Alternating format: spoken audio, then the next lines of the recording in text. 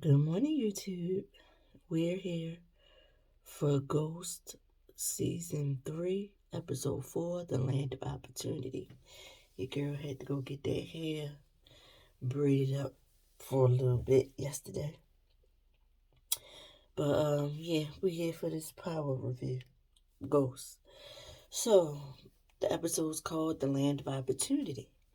And in the classroom, we see Dr. Bonet right there on the board and then do like a little interactive kind of like exercise. So she and Celine read off various statements and tell the students to take a step forward or backwards based on the statements they say, if that statement applies to them. All students start off at the same line, and it ends up with Tariq in the front, but he's just maybe a step behind one of the white guys in the class, and the one that looks like he's white and Asian, um, mixed or biracial. But even Braden's sister is behind Tariq. Which cause it shocked me a little bit. What made her have to take some steps back was the fact that when they read off the statement that if you've been sexually assaulted, take a step back, and she had to take a step back, and so did Effie. Um,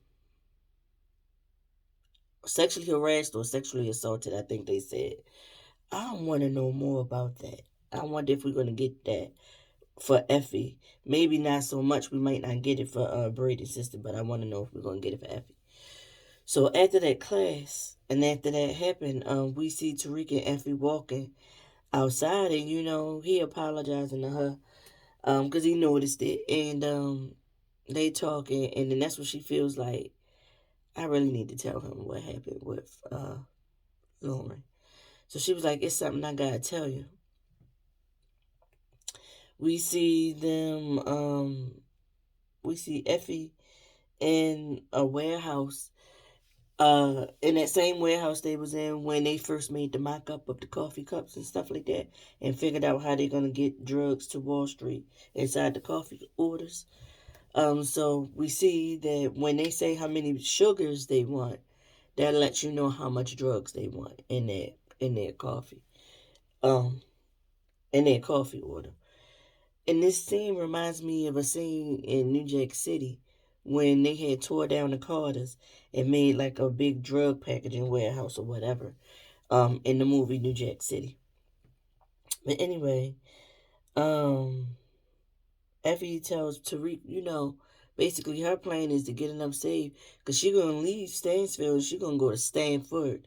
She gonna move out Cali and leave this behind. Like she did what she had to do to survive. She didn't have the help. Like she don't have what he had. Like his dad sacrificed and did what he did so they can have money and get things. She's basically letting him know like she been getting it on her own for a long time now. Like she had to get it herself. Um, so that happens. We see the kids, or we see Tariq pull up to the warehouse where Noma's henchman comes and meets them and give them what their instructions or checking in or whatever it is they do. Tariq finally got a call, y'all. I guess the producers and the writers was like, all right, this boy been walking too long and people been saying it so much. We got to get him some wheels. So Tariq got like this little blue car, looked like one of them little racing cars that people have. Let me tell y'all, side note, I don't know hardly anything about cars. I was having a conversation with one of my cousins when she was talking about getting a truck. This was just last week. She was talking about getting a truck, and I was telling her my mom had decided that when she was getting a truck, and when she asked what kind of truck my mom was getting, and I was telling her, like, she getting an Xfinity truck. And my cousin legit laughed at me for about 2 whole minutes and was like, she couldn't wait to call one of our other cousins and tell him that I said my mother was getting an Xfinity truck. And the reason that's so hilarious to her is because, of course, there's no such thing as an Xfinity truck. Xfinity is the cable TV provider in the area where I live. So, of course, that made her laugh a lot. But anyway, I'm glad that Tariq finally got something. He finally got some wheels. So they go in, and here comes Noma's henchman. At this point, we've only seen Noma in the first episode. Are we ever going to see her again? And side note, she's married to the man who plays Uncle Phil on Bel Air. Did y'all know that? I don't know if I ever said that in one of these reviews. I might have said it in the Bel Air review, but I don't know if I said it in these. But he comes through to, condescending and down talking to everybody as he always does. Basically, he got to keep them in a certain place so that they can feel like they can never be on his level. You know how they try to play those mind games with you.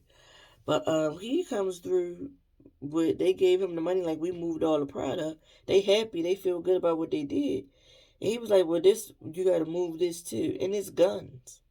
And when I saw that, they was like, of course, they was all looking like we move drugs. We don't move guns. We don't do nothing with guns. We never have. He was like, this is part of y'all said y'all was gonna do Mecca job, and this is part of Mecca job. And I was honestly thinking, like, you a liar. I thought that he was trying to get them to do because they don't know. They have no clue all what Mecca was doing. They don't know. They just don't. And honestly, I was thinking, you lying. This is some kind of side something you got going on. You got these kids doing your side hustle. And then when Noma find out that you got this going on, she might have a problem with you, but you go online and say that they wanted to do that or something like you was gonna try to trip them up. That's what I was thinking, right? So they take it and they looking at each other and they trying to figure out how they gonna move it. Next thing you know, we see Drew at the penthouse with Gordo. And is that when we saw that? Yeah, did we? Um, yeah, we saw Drew at the penthouse with Gordo, and they having a conversation. Drew trying to make a pass. Gordo like, no, we was raised as cousins. Drew like, but we not blood family. We not related. We can do this. Gordo said he don't mix business with pleasure. So then Drew opens up and tells Gordo that he don't have his father and his brother's respect. Um, Gordo lets him know, well, I had to do what I had to do to get my brother's respect. And Drew was like, "Oh, word," and he was like, "Yeah, you gotta make them respect you, and then, they won't be acting the way they do towards you because of your sexuality anymore." And so that's when Drew opened up, was like, "You know what? I bet if I can move those guns, figure out a way to move them guns, then I can have their respect." So Gordo was like, "What?" So Drew told him about it, and then Gordo was like, "Well, I got a connect that might be able to help. He racist. He a racist white boy. He part of a militia. And shit, we can sell them the guns." Because first Drew was like, but we gonna sell them guns. And Gordo was like, but they ain't coming down this way with it. With the shit that they doing, so it won't matter. Like, they not coming to Brooklyn or Queens, or Bronx or Queens, I think he said. So Drew like, okay, that's what's up. All right. So Drew, um, Lorenzo and Kane walk in. By the way, Kane's still shitting on Lorenzo and everything. So they they walk in, they like, what the hell y'all two up to? And then they was like, we talking business. So Gordo gets up to leave. And once he leaves, that's when Drew tells Kane and Lorenzo that Gordo got a connect that they can sell the guns to. And then Kane like, that'd be good. That's a one-stop shop. We can get rid of all the guns in one thing. And it won't be nowhere near us. So nobody won't tie us to it. Which is a good idea. We see Lorenzo walking with um Monet. It's Lorenzo, Drew, and Kane, and they got Monet blindfolded. They selling her. They taking her somewhere. So what they do? They walk up on a mural of Zeke. It was really nice. They took the blindfold off, and she's so thankful and appreciative. This is one of the first times we saw her show some kind of softness and appreciation for something, you know. And she hugs Lorenzo. He tells her he'll do anything for her and all that stuff. We see Diana come down the street with some flowers walking up, and of course Monet still giving Diana the cold shoulder, like, "What you doing here?" And as Diana walk up, we see Whitman. I'm so sick of this damn man. I want him to go expeditiously. He come up taunting Monet in front of her kids and her husband. I was like, "Sir, do you see your surroundings? Do you think the fact that you got a badge makes you above the law, and at this moment you ain't even using your badge because you want suspension at that?" But you know how he do. So she says that much, like, "You suspended. You're not supposed to be still coming up to me, harassing me, and all that stuff like that." And then Kane is like getting bucked, like, "You want us to pop him right now, ma?" Or something like that. "Take care of him." She like, "No, I got it. I got it." And so she said something. Whitman went on about his business after he said what he needed to say to ruffle her feathers some. So she said, "We need to have a family meeting." So Diana make a move to go with them to family meeting. And she looked at Diana and was like, "Absolutely not. Go back there where you wanted to be at. Didn't you want to be at Stainsfield?" So she sent Diana back to school. They have a family meeting. She tells Drew, Kane, and Lorenzo she definitely got it handled. She gonna handle Whitman. She don't need that help. And then Kane and Lorenzo walk and go somewhere. And she looked at Drew, and her and Drew had this moment, and he said things been real weird with them two, basically. Like, he don't get it. Something sneaky going on with them. Because it's like Lorenzo backing down and backing everything that Kane said. So, I forgot to mention when they decided that they're going to go ahead and use Gordo's connect to Subtle's guns. When Drew said he said the guy is racist and he white, Kane was like, "Oh, I got the perfect person to do the drop." And so he decided they're gonna get Braden. Lorenzo was like, "You think he can handle it?" Because Lorenzo see Braden is goofy because Braden is goofy. So we see Tariq gets a page in the moment that he was having that conversation with Effie. He gets a text from Lucas telling him he need to be at the office in the suit now. So he comes, and Lucas is there with RSJ. He trying to persuade RSJ to use their company to make some investments to do something, some kind of stock, something.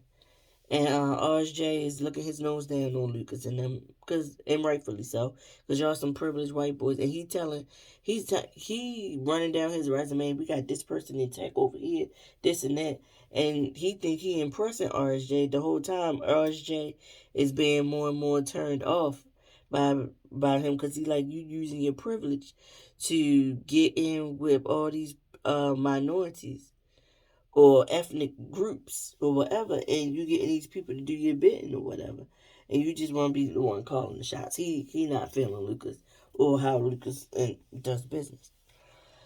So he says no. He walks off. Lucas threatened Tyreek, "If you don't get him to sign with us, you losing your internship."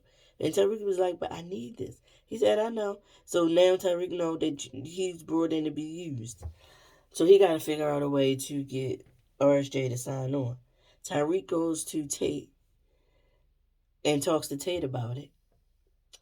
Tate tells him, "You got to figure out what do you have that RSJ might want or need, and that's how you can get him to sign with Western Holdings." And he said, "And remember, the game is to be sold, not told, young brother." And he was like, "And for that, go on my Instagram and click the link and make a donation to my campaign. And I like that donation made in Bitcoin." And he said, "Lord nigga." And it's the way he can go from being politician to common criminal gangster talk real quick. Like, Lorenz Tate is really playing this role so well. All I see is Tate when I look at him right now. In other capacities, I still just see Tate right now. But anyway, Kane has the conversation with Braden about being the person to do the drop for the guns. He's like, cool. So, we also see that Sax and Jenny have been going to dinners and stuff like that, and she gets a phone call. She says she got to take it. He tired of the phone ringing, but also a phone is in her bag ringing. He takes a picture of that phone number, and he's definitely the CI that she spoke of in episode 1, because she feel like since he worked for David's and in David's office, and David's in with the Tejadas, then he can make the dots connect and give her info and help bring the Rico case together. Monet decides to go have a Lorenzo tells Monet she being too hard on Diana. Diana decides to go have a conversation with Diana up at her dorm. And in this conversation, I'm guessing she gonna get Diana to talk to Whitman for her, because Diana is the one, like, they don't know nothing about her. She seemed like the easygoing child or whatever. So she said, like, you need to go talk to him. To get him to back off and leave me alone. Diana is in her dorm with Celine, and they having a conversation, and he speaking to her about how he noticed her her disposition when she was talking to her brother, and how she feels about her family and stuff. And he was like, "You just got to do what you got to do for you." I'm like, "Oh Lord, what this girl gonna do?" I ain't know what she was gonna do. So we see Braden's silly tail. He drops the guns off. He does the deal for the guns. He's so goofy, he ain't paying attention to the fact that the leader of the militia group, he whispering to the other people like, who is he? I never seen this kid or whatever. So he's snapping pictures of Braden on the sly. And we're gonna look around and we're gonna find out who he is, who he work with, or what's going on. I'm like, what the fuck? So we see Braden go meet Lorenzo and Kane at this hotel. We see Lorenzo. Lorenzo open the door, let Braden in. Braden give them the money. He said, "I thought I was gonna stay and count the money." They shoot him away. Next thing you know, we see that same leader of the militia looking from the alleyway across to the room, and he sees Lorenzo in the window, because Kane said he wanted to count the money before they leave. Lorenzo wanted to leave immediately. Next thing you know, the fucking leader of the militia decides they're going to kick the door in, and because they want to know who sold them these guns so bad. They kicks the fucking door in and gets to shooting at Lorenzo and Kane.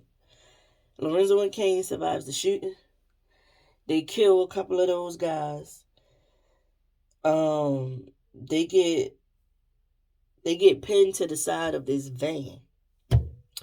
And lo and behold, who shows up but Drew and Gordo?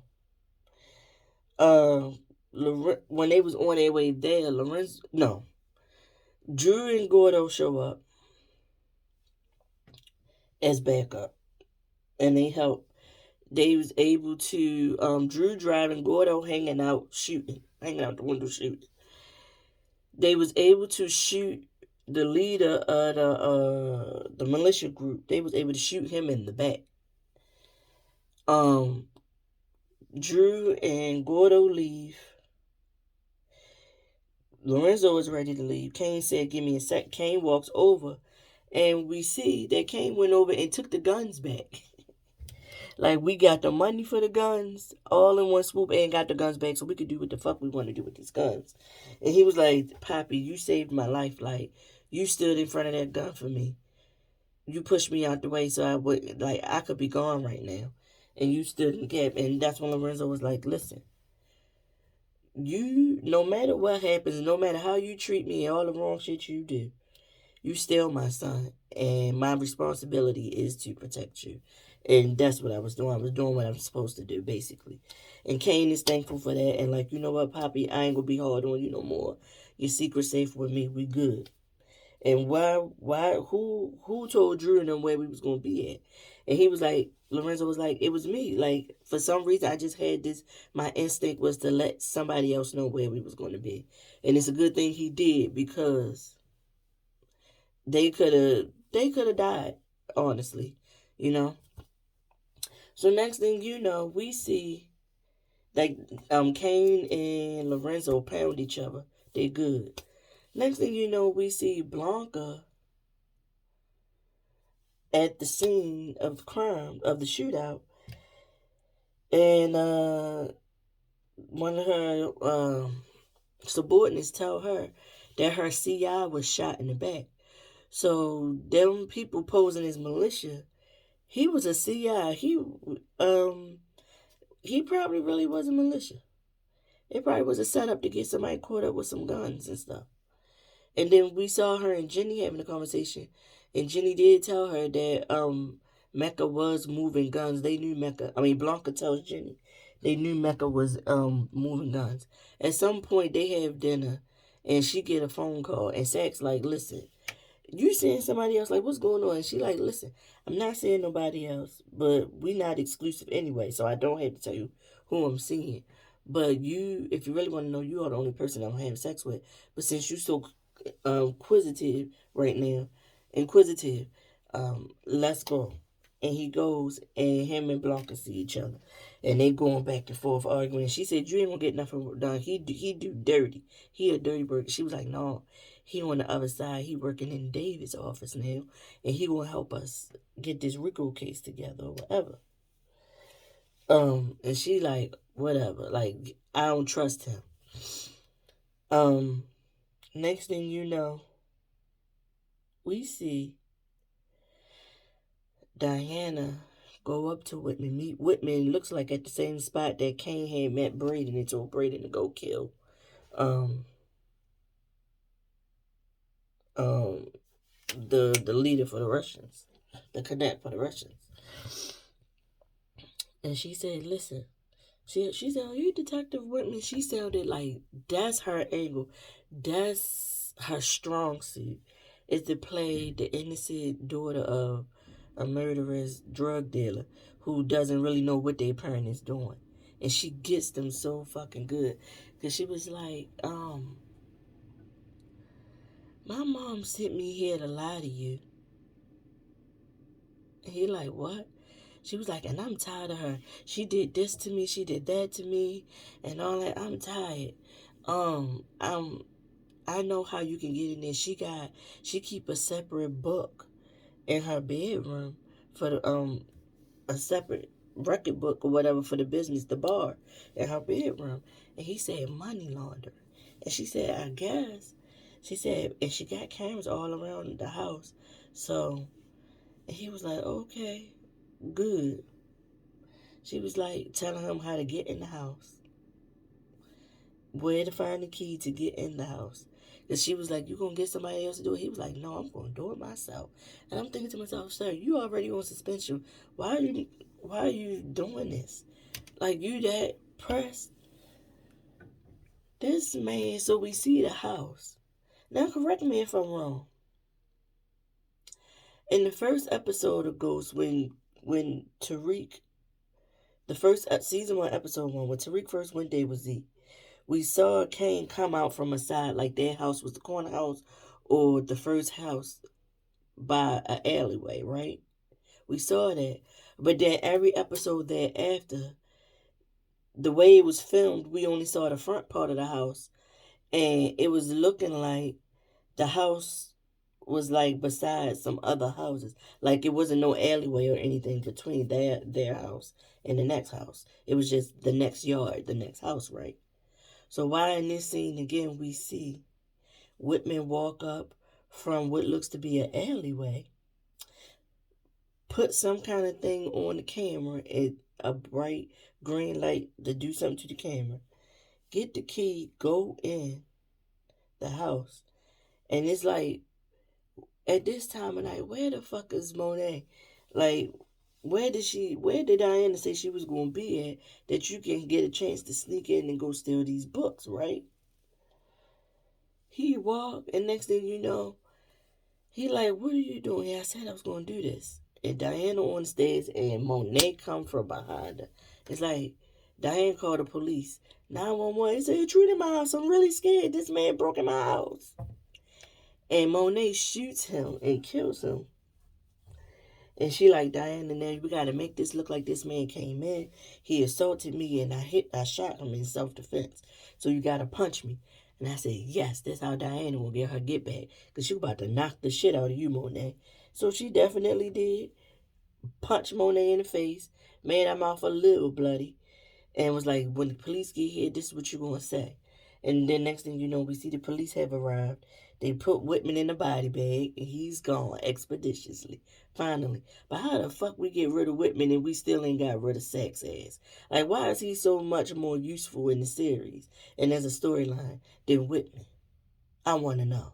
Somebody let me know. So we see Davis arrives and he pulls Mooney to the side like, wow, you is fucking crazy. I didn't tell you to do this. She was like, but it was self-defense. And then he was like, they're gonna take you to the station. I'm gonna come get you, and you Sax gonna be with Diana. Come get Diana. They're gonna put y'all in 2 separate rooms, but don't say shit till I get there. Just make like y'all waiting for your lawyer to come before you start talking or whatever. She said, I know how to handle this. I know what to do. And I'm like, come on, Diana, you gotta know what to do too. So next thing you know, we never see them go to jail, be arrested. Never see them at the police station. The next thing we see is Monet at the penthouse, and Drew like, Ma, it's okay if you stay here. It's cool. And she was like, it's only until they finish doing their investigation and they clear the house and I can go back home. And he like, cool, fine. And she looking at the file. Davis gave her a file. I guess it was the file that Whitman had. And she looked at it real good. She sees some fingerprints. And I'm like, what these fingerprints mean? She called Davis on that burner phone, like, did you really look at it? He said, I skimmed through it. Why? She said, did you see these fingerprints? And he said, I didn't pay attention. She said, why the fuck Lorenzo prints match the prints? Or why is Lorenzo's prints at the scene when Zeke got killed? I said,